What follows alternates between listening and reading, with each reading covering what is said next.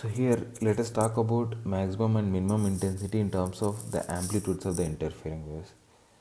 So usually the intensity of any wave is always proportional to the amplitude square. Okay, so that way we can connect, we can draw some conclusions about the amplitude of the interfering waves. Okay, so here when two waves interfere constructively, the resulting amplitude is basically going to be sum of the amplitudes of individual waves, and if they interfere destructively, then the resulting amplitude is going to be a1 minus a2. So similarly, since the maximum amplitude that we see in a constructive interference is a1 plus a2, the maximum intensity is also going to be proportional to a1 plus a2 whole square, and similarly the minimum intensity is going to be proportional to difference in amplitude square. Now if we take the ratio between maximum and minimum intensity, we get this as a1 plus a2 whole square by a1 minus a2 whole square.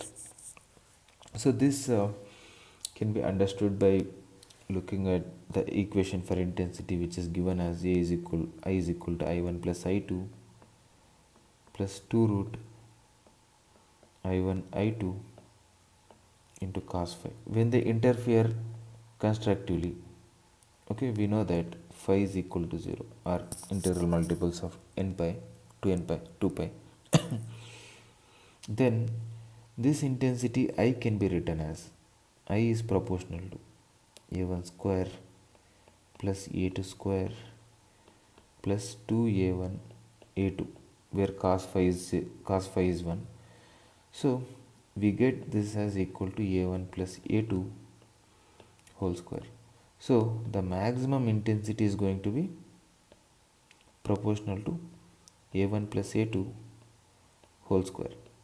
And similarly, if the phase difference between both the waves is either pi or odd integral multiples of pi, then the intensity I is going to be I is equal to I1 plus I2 plus 2 root I1 I2 cos pi, which is going to be minus 1. So this gives us in terms of in terms of amplitude, we can write this as this is proportional to a1 square plus a2 square minus 2a1 a2. So we get intensity I as proportional to a1 minus a2 whole square. Since this is a minimum value, we get this as this, and the ratio between these two, if the proportionality constant is taken as something, the ratio between both of them is going to be I max by I minimum. I minimum is basically going to be a1 plus a2 by a1 minus a2 whole square.